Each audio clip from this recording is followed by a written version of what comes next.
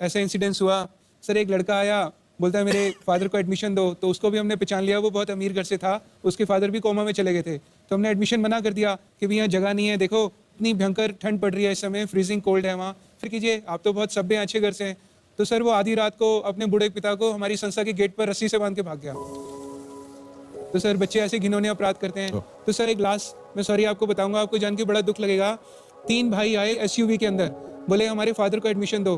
तो सर मैंने by chance उनकी गाड़ी देख ली, तो मैंने उनकी बहुत डांट लगा दी। उनके फादर सर मेंटली डिसेबल हो चुके थे, और अगर आपने उनको किसी दिशा में बैठा दिया तो बैठे ही हैं, खिला दोगे तो खा लेंगे, नहीं तो मांगेंगे भी नहीं। डांट लगा दी कि भाई आपको शर्म नहीं आती, इतने सभ्य हो, इतनी बड़ी कंपनीज के CEO। तो सर चले गए नाराज होकर, अपने पिता को भी ले गए। अगले दिन उनमें से एक भाई का फोन आ गया, बोलते सर आपने तो हमारे फादर को एडमिशन नहीं दिया, हमने उपाय ढूंढ लिया। तो मैंने बोला अच्छा ये तो बहुत अच्छी बात है, आपने क्या उपाय ढूंढ लिया?